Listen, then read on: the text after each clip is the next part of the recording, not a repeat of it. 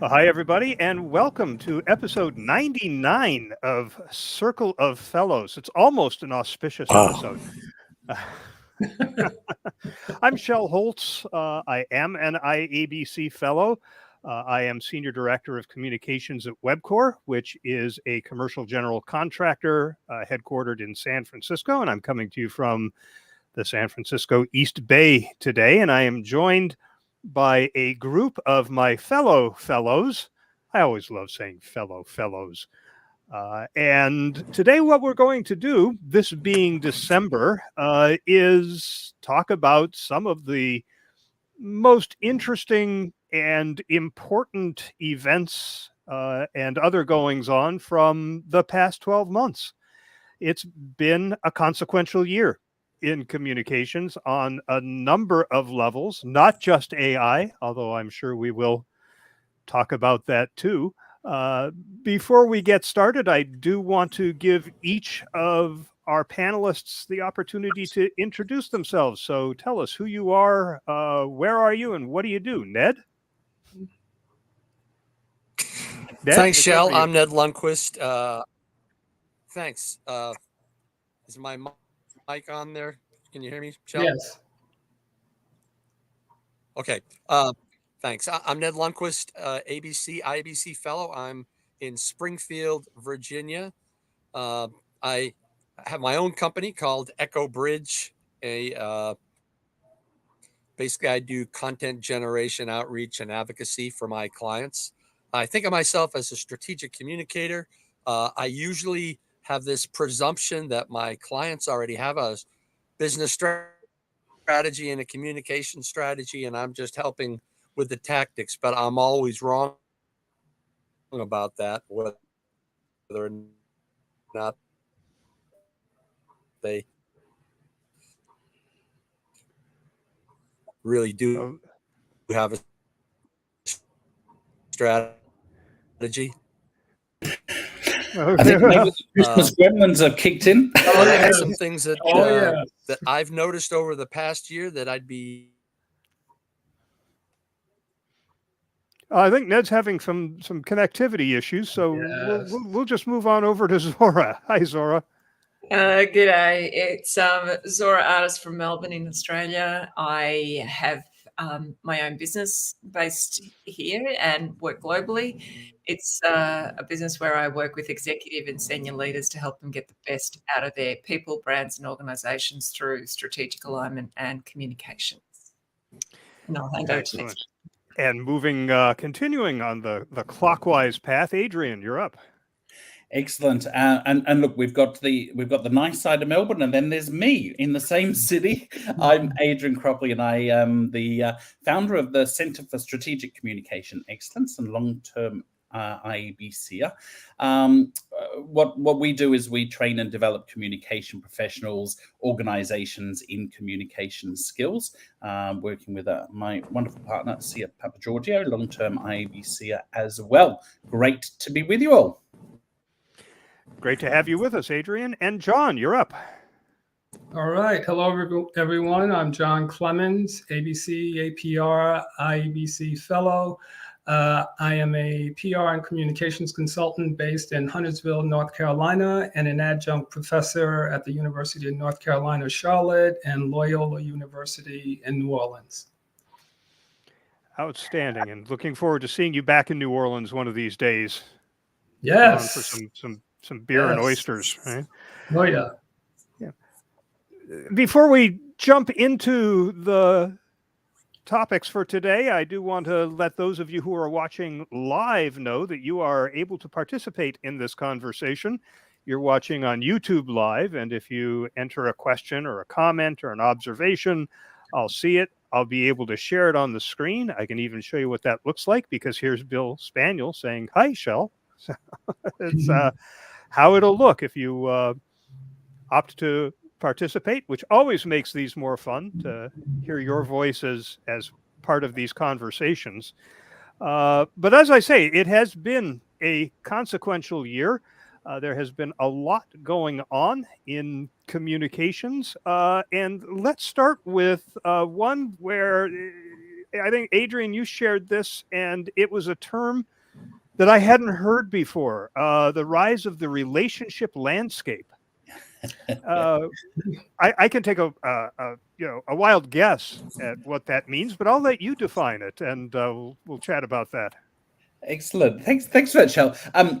It's really interesting when I pop that one into your email. It's one of those observations, and certainly we've had this through the center, but it kind of makes sense, and I think most people would guess with the the release of things like the Edelman Trust Barometer earlier this year that trust was in polarization. So where people are really kind of pulling each other apart because they're from opposing views. And I think one of the analogies that was shared very early in 2023 was people, if they saw somebody that didn't agree with their point of view and they were injured in the street, they'd basically step over them and keep walking, which is a real issue in society. And we've seen it through some of the events of 2023. On the flip side to this, and I think the good news is that we're now starting to see organizations start thinking much more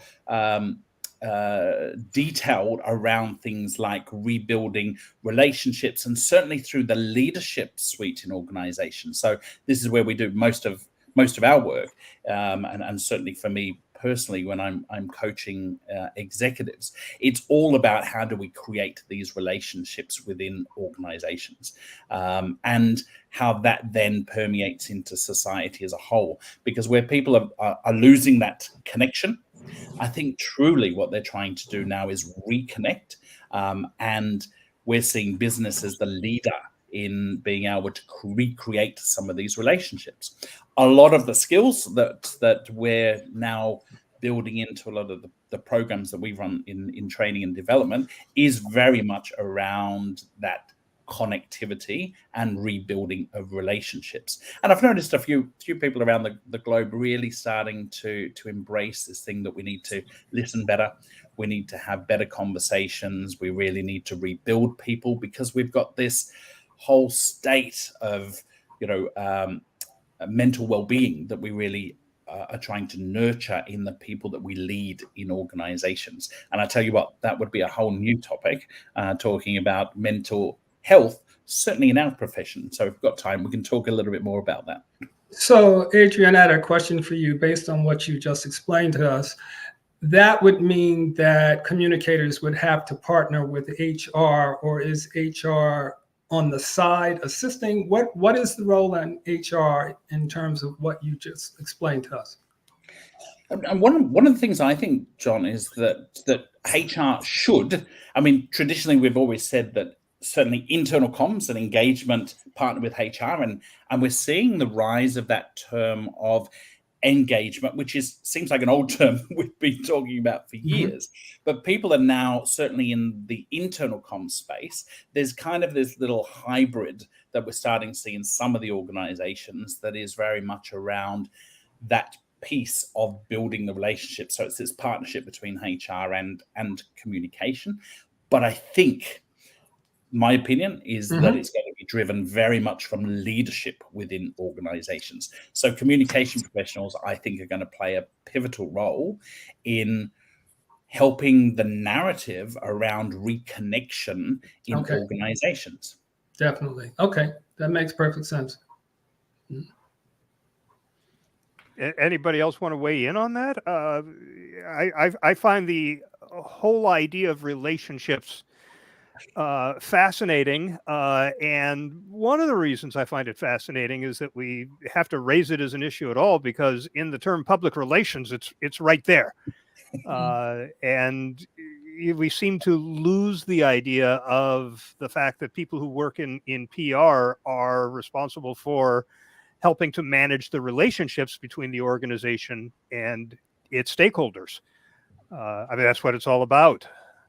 And it's really interesting because it moves from what I think is from management to facilitation of, and it's that evolution that we've seen over time now, where the whole role of communication professionals is not about managing the communications or managing the relationships. It's actually about facilitating this experience that people have within their organizations and with their clients. So it feels like it's come full circle in the time maybe some of us have been around, Shel. Can I add to that? I think it's really I think that's an interesting point. Oh, sorry, Zora, go on. Sorry, I was just going to say, I think it's really interesting that you're talking about relationships and the role. And there was a couple of studies earlier in the year, one in particular, which was around empathy in the workplace. And it's from the US, and it's been going for about 8 years. And it showed a huge discrepancy in terms of what the executives thought, how empathetic they are, the CEOs, what the HR professionals thought, and what employees thought about the level of empathy. And I know Adrian will agree that empathy is a critical factor when it comes to relationships and making sure that we have solid relationships. So I think that shows that there is a discrepancy, and there's a lot of opportunity to actually help leaders at different levels in the organisation actually be better communicators and also be able to have better conversations, be better listeners, and understand how to have those stronger relationships. There was a guy that was here in Melbourne not long ago. He's a Melburnian. He's an Australian who lives in Toronto, called Michael Bungay Steiner. And he recently wrote a book about how to work with almost anyone. And it's all about how to create the best relationships you can possibly have, whether in personal life, particularly in business.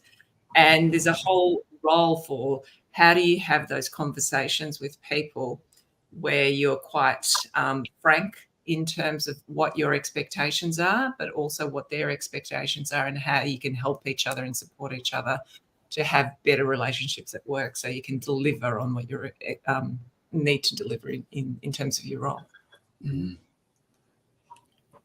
So I wanted to follow up a little bit on what Adrian was saying, because at first I thought, why is that new, this relationship thing?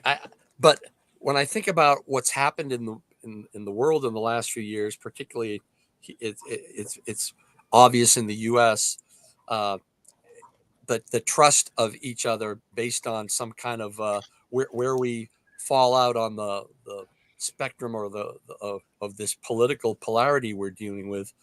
I think when you're communicating, the ability to be listened to is important. And in some cases, if people have dismissed what you have to say because of maybe you are showing empathy to a certain group and you're considered woke, or you're have not condemned something properly, and then suddenly the ears, they shut you out. And I don't think I've really seen that before, and I don't know how you can tailor your communication based on the willingness or the ability to be listened to. But I think that's a problem that we're all facing right now. And just to build on what Ned said, as well as Zora, you mentioned opportunity.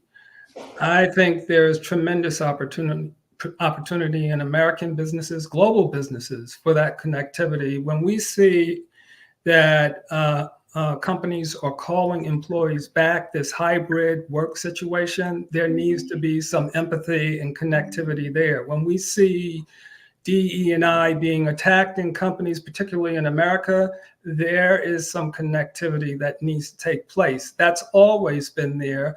DE&I usually is this box on the side, and I don't know what the answer is for leaders to realize that it's an integral part of their business. And I don't want to get in too deep with that, because I know, Shel, you're going to be covering some questions with us about it, but I just wanted to point out and underscore what Zora said, that there is huge opportunity for this connectivity that Adrian is talking about.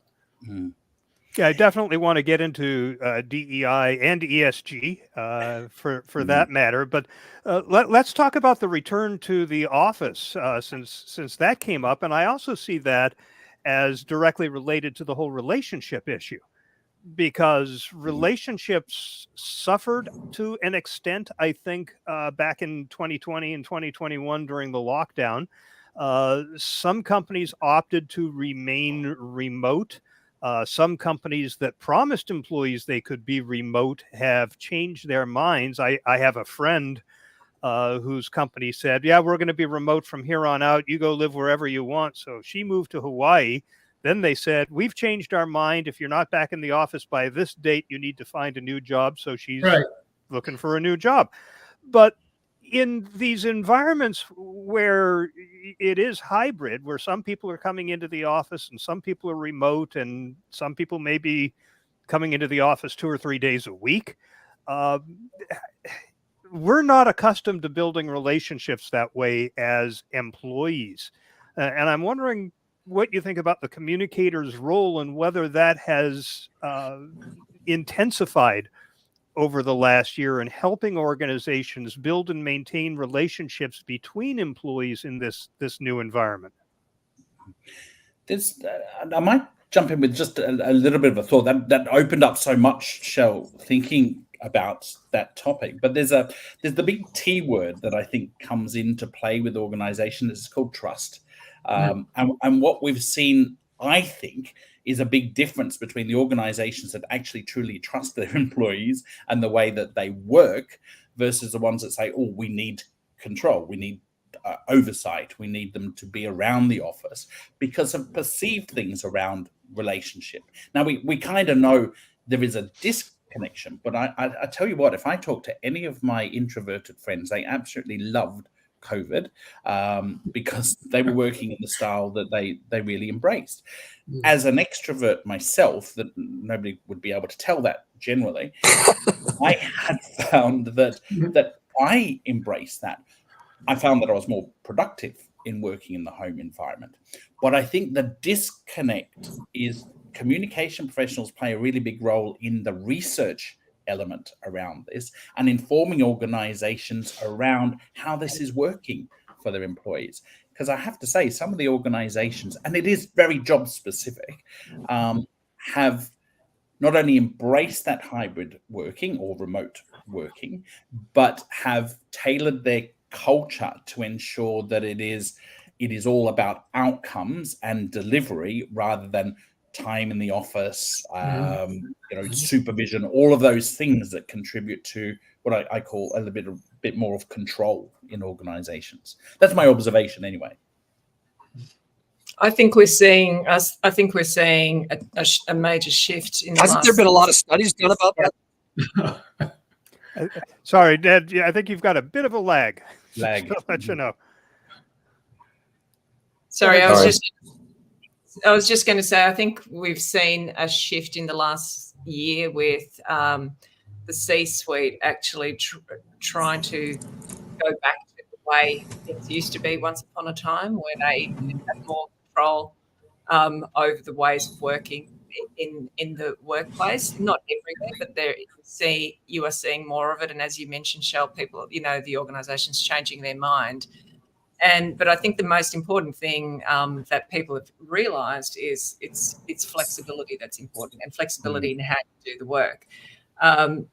From a comms perspective, I've recently been working with organisations, as Adrian mentioned, around the culture, in helping redesign culture and how does communication fit into that, and making it more than just words on a poster or just things that they say and they put up on their website and point to, but never actually deliver on.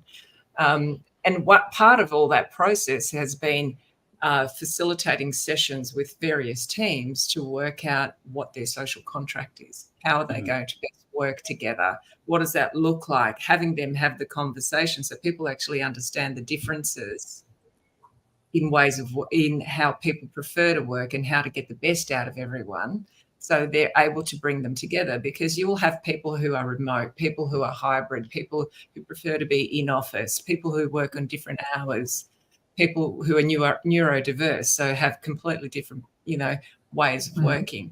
So it's about being able to be adaptable to the context that you've got, and to the different sort of generations as well, because there's different ways of working again.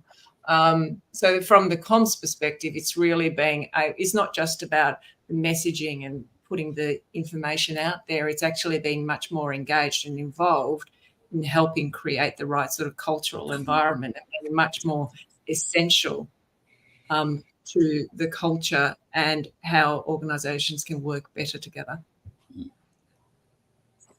Ned. So I was just thinking on what both of you were just saying, but there has to have been a lot of studies that have shown, the organizations that have been completely virtual back in, about their productivity. I'd be interested to know the results of those studies, because I'm not really up to date on that. But it comes down to leadership as to how you best manage that. And of course, communication is really important, but maybe some of the ones that are having problems now, trying to get everybody to come back in, are the ones that maybe never really understood what the benefits were of what they had. As I listen to all three of you, I just think that the workplace situation is evolving, and it's going to continue to evolve, and that there is no one way to do this. I've talked to IABCers and other communicators, and no one has the perfect answer. But I did want to ask you, Shel, a question, because you're working in an organization, and I'm sure you have the hybrid situation. How are you working with your company to aid this new work situation? Because we're independent consultants, and we're not entrenched in an organization the way you are. Yeah, and interestingly, I spent 21 years as an independent consultant, but I was back in the client side when COVID came along, so didn't have the opportunity to work with other companies. But I would say that I am spending most of my time on this topic working directly with managers. We are very intently developing and refining communication channels with managers. So for example, we have a managers hub that has content on it that managers can reference, but we also have a monthly newsletter called Manager Talking Points that starts off with things we would like you to reinforce with your employees this month, but then also has tips and guidance. And we very, very, very frequently cover the hybrid and remote workforce as part of that, because I think this is one of those things that sort of lives where the manager is. We do occasionally share some things with employees and council leaders for the quarterly Zoom town hall to address these sorts of things. But one interesting thing that I saw a study, this was fairly recent, within the last couple of months, that was a survey of chief communication officers. And what they said was that their CEOs are leaning on them for counsel and advice that has nothing to do with communications. Increasingly, other business activities, somewhere around 18 or 19% of their time is spent on non-communication counsel to the leadership of the organization. And I think, here is an opportunity for communicators to address some of the myths that may be driving organizations to want to bring people back. And one of those myths is the productivity and innovation that happens when people bump into each other in the hall or in the break room. The serendipity of these encounters is where innovation happens, and it really sparks productivity. And according to an article I read, there is not one shred of evidence that supports that. There is no research that says that that's where that happens, but it's something that everybody just believes. So I wonder, is it part of our job to counsel leadership to say, that sounds great and you hear it a lot, but it's just not a fact. And there are ways that we can spark serendipitous encounters and innovation through digital connection tools.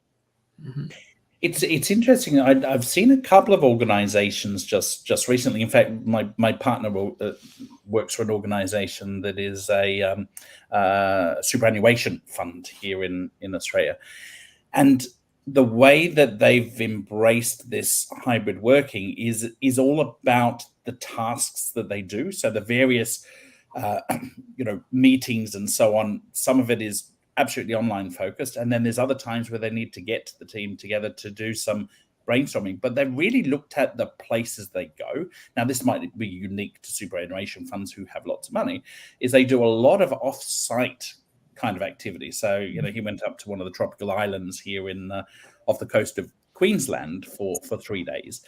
But what they got out of that was, because people work mostly independent and remotely, they've come together, and it just created this real energy around innovation. And it wasn't just about the way that was facilitated. It was actually because they took some time out. And we found this just recently too, when we ran one of our first retreats in Bali just over a month ago. And what we found within the first 24 hours of a six-day retreat is people had disconnected and connected to some thinking time and going within, and that's where the creativity came from. So I think there's a little bit of a combination between, where do we want to spend that time when we need productive time? Is it online? Is it virtually?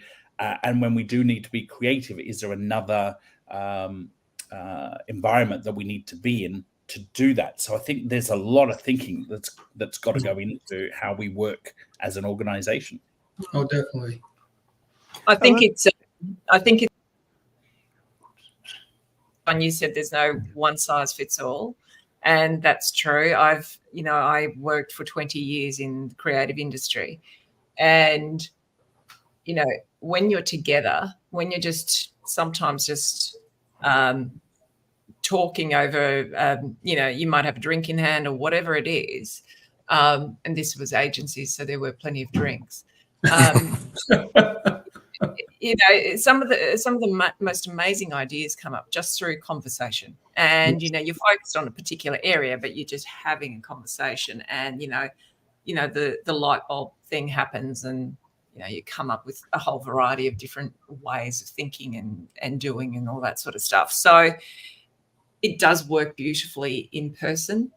However, I think it's all contextual. So it depends on the industry you're in and the sort of employer you're with and all that sort of stuff. Mm-hmm. It does just differ. We have a question, and it is from Bill, who says, in organizations that allow work from home or similar, how do you onboard new employees into the organization's culture and introduce them to colleagues that they'll need to interact with? That's the question, isn't it? Oh, sorry, go on, Ned. No, I was just saying that's the $64 question. Exactly. That's everything right there. I'm working with an organisation now that has tripled in size since the pandemic, and they're going to double in the next maybe 2 years. And,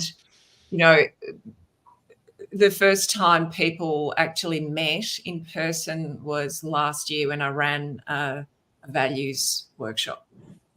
And so they'd been working for a long time together. And, they were literally, there is a process of onboarding virtually that works really well for them. I mean, they work all across Australia.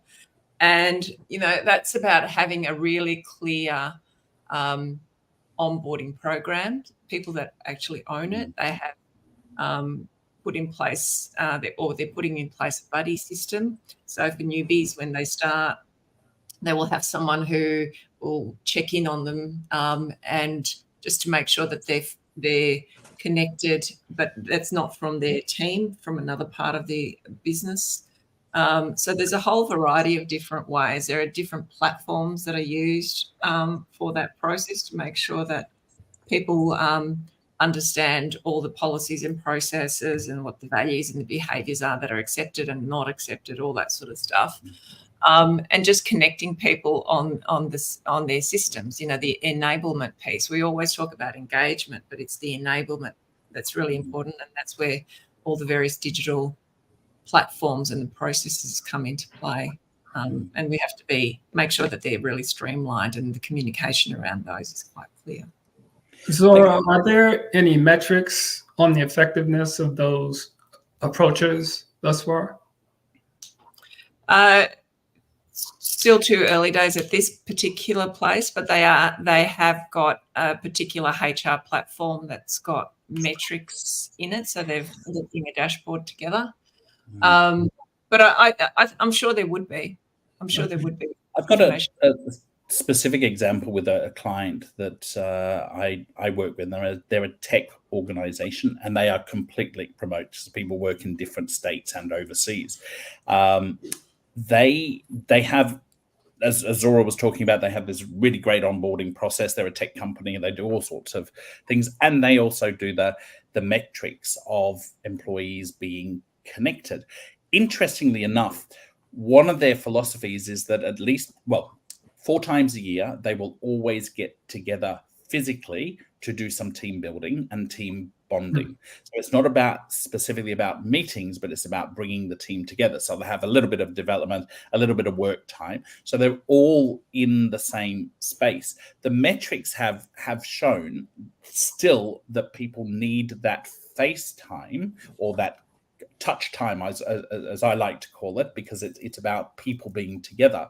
That has really worked for them and has made the organization sticky, because it's a tech organization and all their consultants work in other organizations, and there's always a risk that they become so embedded in their client organization they disconnect from the organization they work for. So they've been very purposeful in making sure that at least 4 times a year they are together physically somewhere in the world. From personal experience, and this is well before COVID, I used to do the same with my team. My team have always been remote and in different parts of the world, and we would pick a location and catch up as a team. Couldn't quite do it 4 times a year, but we are the least committed to once a year spending that time together. And that's been really helpful in that client organization in terms of that onboarding, because it's the bits that you can't do with the onboarding remotely that they've been able to do, and that's that team connectivity. It's interesting. There was a few weeks ago, there was a bit of research from an organisation called Qualtrics that works a lot in the experience management space, and it basically, they said that just over a third, or about a third of people who have just started at an organisation, so within their first 6 months at an organisation, are planning on leaving within the next 12 months. Because the onboarding process hasn't met their expectations. So, the employee experience starts before someone actually is engaged at an organisation. So, all that early part of the, job search process. And then, they've got their expectations set, and then wham, they're hit with the reality of it. And that is missing an opportunity. So the employee experience piece becomes problematic for them. I do feel compelled to point out that an organization that is global, I met somebody from this company at the IABC World Conference in 2021, I believe, uses virtual reality headsets for its new hire orientation. And that's how they're able to show people facilities all over the world, walk them through them, meet people in different countries. And they say it's been very effective. I have read about others, but that's the only company where I've actually spoken to one of their employees about it. Let's move on from remote and hybrid and talk about ESG, which is environment, social governance, or as we put it in my company, people, planet, purpose. Same thing, different words. Right. And it has been elevated. John, as you pointed out, one of the reasons it has taken on some prominence is because of, particularly in the US, some organized opposition to it, which I find intriguing given the fact that I have never seen any data that suggests that companies suffer when they promote, well, let's talk about the inclusion and diversity at this point. The diversity side, I have seen nothing but data, and there's mountains of it that say that when you have diverse boards, when you have diverse leadership, when you have diverse teams, you are more innovative and you are more profitable. When it comes to inclusion, which I think goes even beyond diversity, because one of the things we're talking about there is psychological safety. And we know what happens in organizations where people don't feel psychologically safe. One of the best examples I've heard is Volkswagen, where people knew there was a problem with the way they were reporting emissions and monkeying with the hardware in the vehicles that recorded emissions and did not feel safe speaking up. And as a result, they suffered one of the worst scandals in automotive history. Where do we stand as communicators in helping guide companies through communication of ESG? Ned. Well, let me first say that I think you could point to the Anheuser-Busch situation where they had a whole product line that featured diverse people with the idea that taken in its totality, these products that were produced in very limited numbers that showed all these different types of people would be a good thing to help show that the company is aware of and celebrates diversity.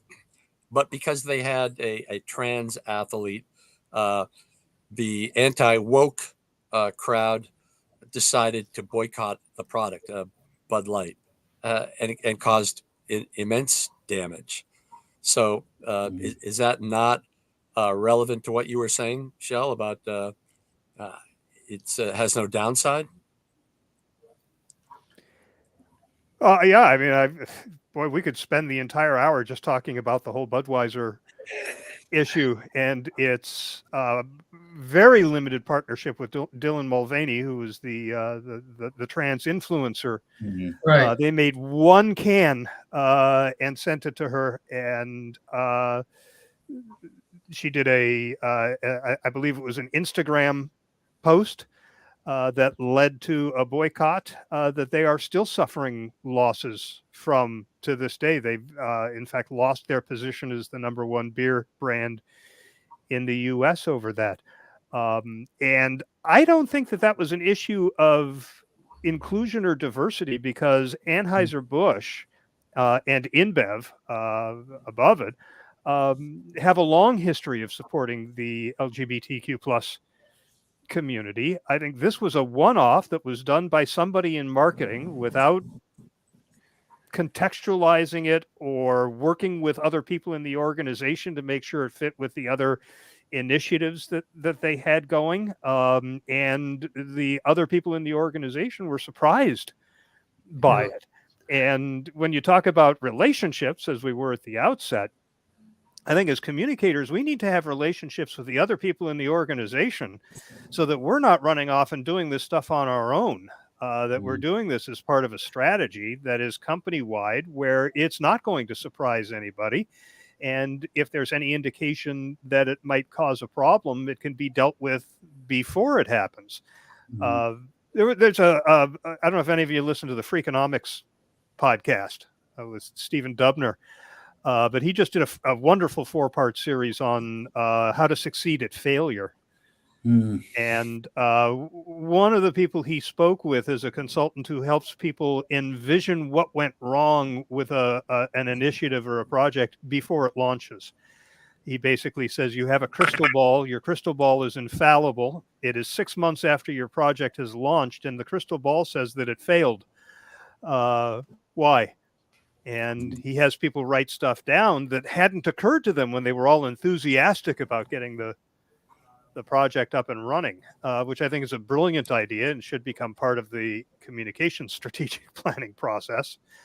But I'm wondering, you know, on the diversity issue in general, where organizations, and I don't even want to say woke or enlightened, just ones that look at the numbers, see that diversity pays off.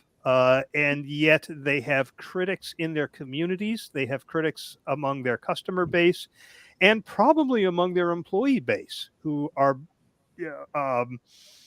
buying into the narrative that somehow diversity is a bad thing, and that we need to get rid of diversity departments. Where does the communicator play a role in that?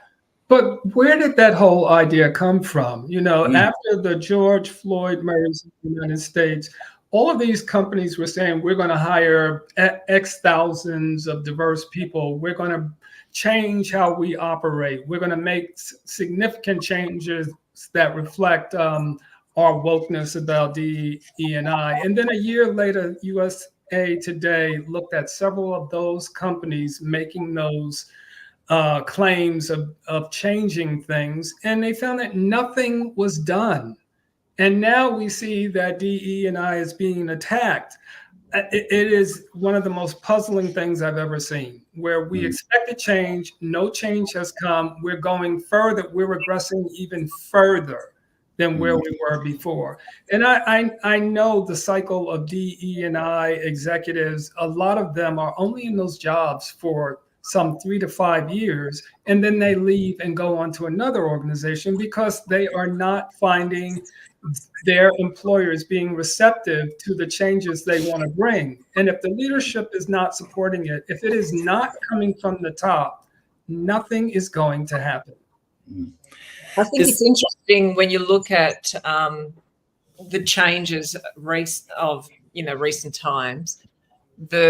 I think the Fortune 500 have introduced a chief diversity officer, like about just over half had introduced that. And then the last year or so, you've seen major companies in the US dropping those positions, Netflix or Disney or whatever, which is really interesting. So is it a case of the executives are being much more focused on short-term economic restraint and not then investing in the stuff that's more long-term, because DE&I needs to be structural, not just initiatives. There's been work done. There was a book a number of years ago from a lady out of the UK, Carolyn Criado Perez, and it's called Invisible Women. And if you have a look at, from a gender perspective, if you have a look at the way our world is designed, whether it's in society or work, it's not designed to be equitable in any shape or form. It's just not. So unless you address stuff at the structural level, you're not going to make the changes that are needed at all.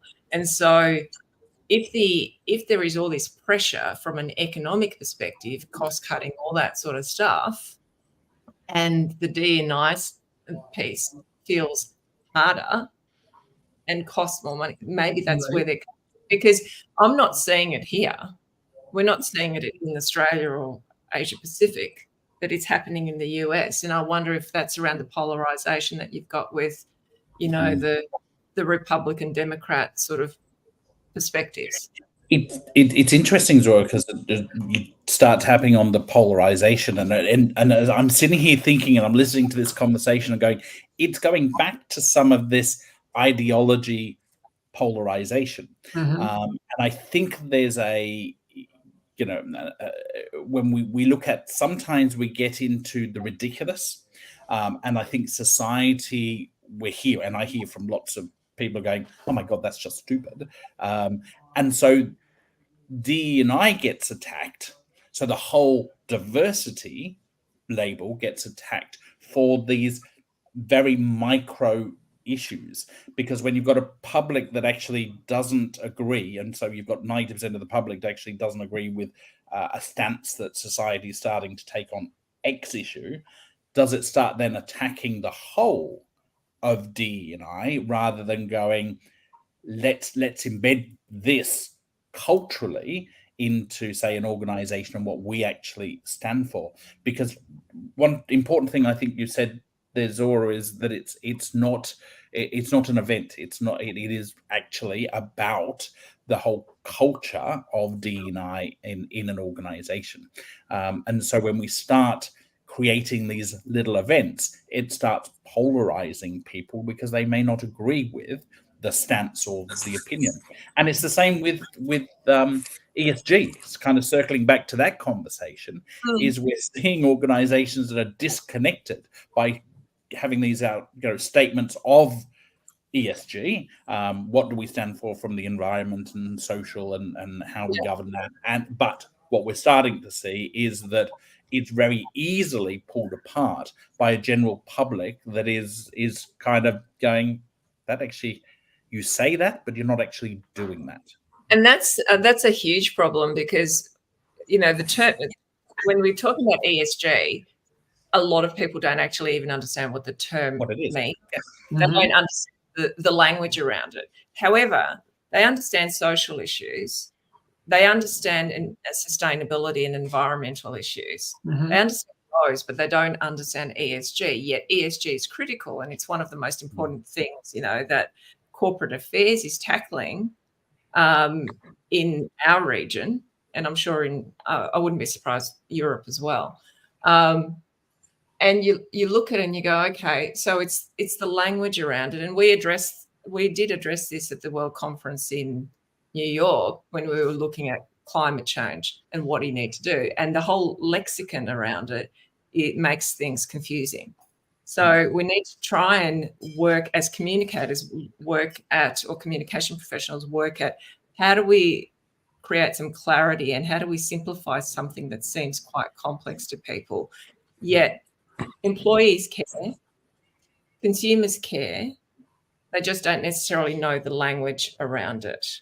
And what you have organisations that are going out there and making statements or saying we're going to do X, Y, and Z, but they're not actually delivering on it. So then it becomes some sort of, it's either termed woke in a negative sense. It can be woke in a positive sense because investors want that, So, and so the communication professional's role is to make sure that they're questioning, as Shel said, what could potentially go wrong before it happens. So being, like that barometer, understanding what could shift, what could change, and being quite clear that the reputation does depend on it. You're going to have a say-do gap if you're just going out there and spinning stuff without actually actioning it and delivering and sharing what you're doing. So you have to have that real openness and transparency, which is the G, obviously, from a governance perspective. Ned?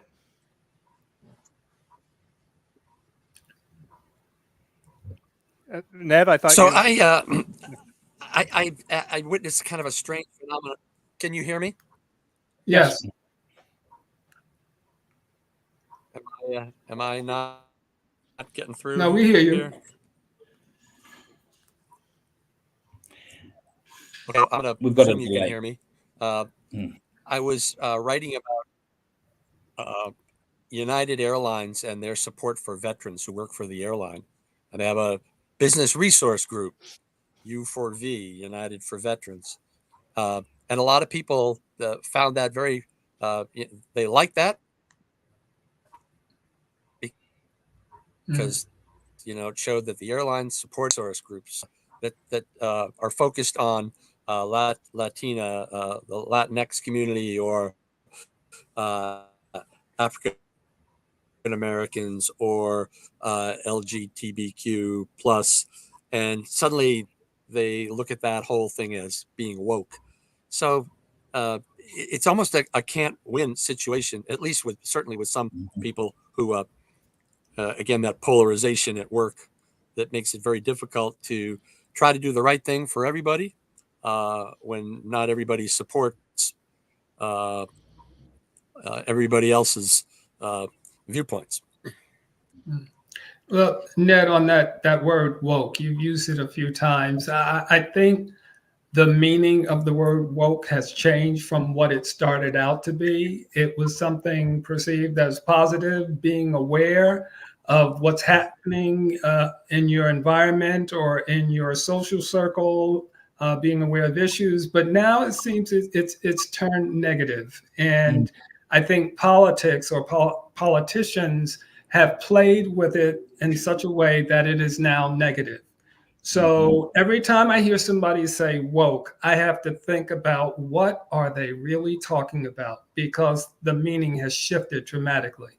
Yeah, I think it's just the new code word for liberal, isn't it? Yes.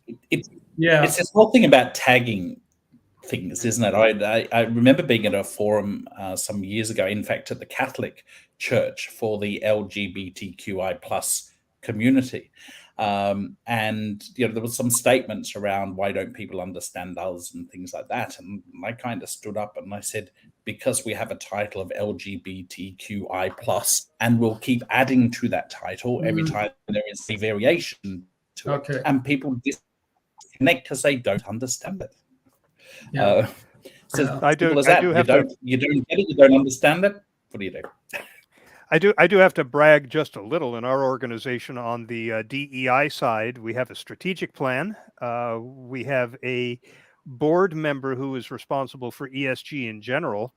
But for every goal in the DEI plan, there is a member of the board who is accountable for achieving that goal, accountable to the CEO, who is holding their feet to the fire for that. And there are measurable KPIs for each goal. So this is one organization where we are going to be able to say, look, things are happening. We have about 9 minutes left, and AI was one of the big communication topics of the past year, considering generative AI, as we know it, was only released by OpenAI with ChatGPT in late November of last year. So it's only been this past year that we've had it. I'd love to hear your perspective on AI and communication in 2023. Do we have another hour? I was totally the first time I heard about it, it was because you did something with it, Shel. And when I knew that Shel had adopted AI, chat AI, then it was here to stay. But it scares the hell out of me. I was catching up with a few people the other night, and one of them said that her CEO came up to her, and so she's the comms lead, and the CEO said, "So, what does it feel like to be redundant?" And oh my! And she looked at him and she said, "Is there something I don't know about?" And he said, "Well, we've got, ChatGPT or generative AI now. What do we need you for?" And she says, "Well, what we're really good at is knowing what not to talk about and what not to say, and with whom." And he goes, "Okay, touche." Yeah. But I thought that was fascinating. But what she did recently was create a deep fake of the CEO. Created a video that she shared just for Christmas, and very, very funny, just to make a point to him of what can be done. But I think it's an amazing opportunity. It can be a significant distraction, and there's a lot of potential that could go wrong with it. I think ethics is a big issue with it, and privacy. However, I just look at it as a great tool that's going to be able to help us streamline workflow, and just be another tool that we can use that's pretty much going to change the way we work, change the way we live. Yes. I think it's massive. It's just amazing. And I know that when I teach my students, I would be remiss if I didn't go over AI and explain it to them the way I understand it and how to use it. I give them assignments dealing with AI. And I had one student or all of my class write a news release. And she turned it in. And when I read it, going over their assignment, and I saw one student had written an excellent news release. I thought it was great. And then when I got back to class, I said, "You did a really good job on that. That was very well written." And she just looked at me very matter of fact and said, "Thank you very much. I had AI edit it before I submitted it." Yeah. And I was thinking, okay, I'm so glad I didn't give a letter grade. It was just a complete or incomplete, but it does help. It is an approach, and they need to know how to use it when they are going out here getting these jobs in PR. It is, as Zora mentioned, another tool that can help them be better communicators. It is not, I don't think it's going to replace us, but I think it will help us and aid us in being more effective in helping our clients. It's very much building on that, John. It's very much an efficiency tool, isn't it? We can use it for things like research, developing or creating lists and those sorts of things. Absolutely brilliant. But most people already can identify, has it been written by AI? Because I tell you what, when you read it, you go, yeah, this is a chat GPT. Yes.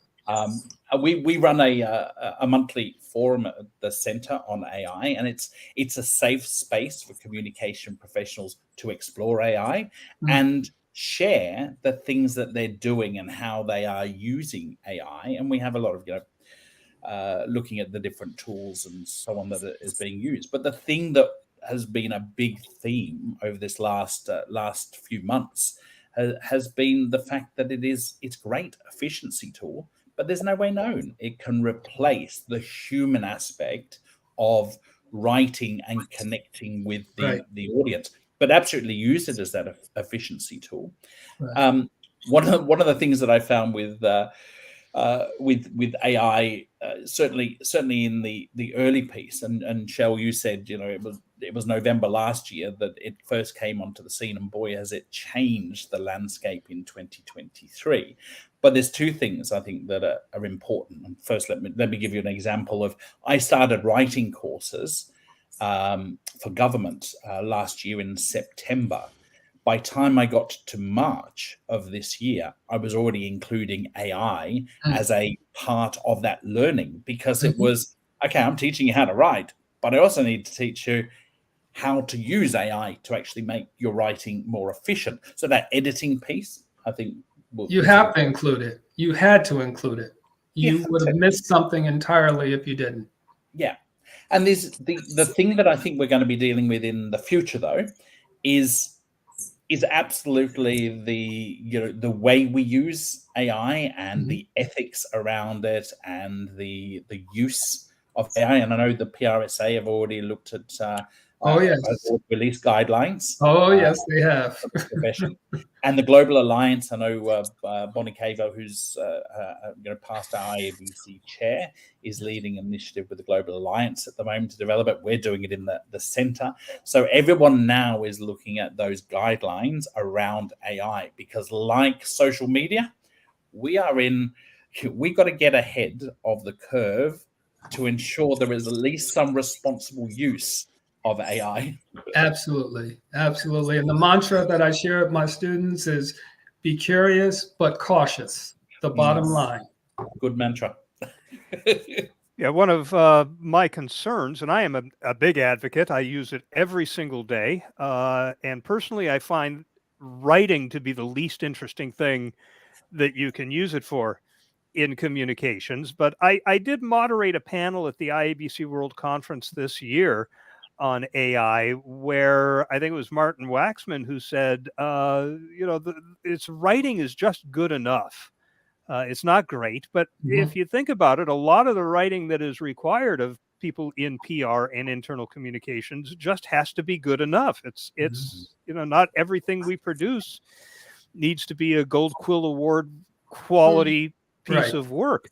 And the concern I have is, don't a lot of new communicators just coming out of school work on that stuff? And how are they going to hone their skills if we're relying on AI to write that content? Yeah. Ned, you had? I'm not worried about it as a tool. I'm not worried about it as replacing communicators. I'm worried about it is its ability to be remarkably believable and deceptive, and the whole trust issue comes up. That's what I'm worried about. Yeah, same. I'd love to keep this conversation going, but we are out of time, unfortunately. Thank you all. This we covered about half of the topics I had in my list. God, we need to make this a 2-hour show. I do want to let everybody know what's coming up in January 2024. This will be episode 100 of Circle of Fellows. I'm just blown away that we've kept this going for 100 monthly episodes since it was first innovated. But we're going to do something a little different. Rather than a moderator and a panel, Brad Whitworth and I are going to be here sharing short videos that have been recorded by fellows. I expect one from each of you, of course. And there's no particular guidance on these videos. It could be your career advice, your best career advice, something related to your area of expertise. It could be your favorite lesson learned, a general insight, just some kind of commentary or narrative that would be useful for people looking to benefit from the wisdom of IABC's fellows. This is scheduled for noon Eastern time on Thursday, January 18th. So mark your calendars. Again, thank you to the panel. You've all been terrific. I also have to thank Anna Willie, as always, for her hard work in putting these together. So until January, thanks, everybody. I'll see you then. All right. Thank you. Take care. Bye. Happy New Year.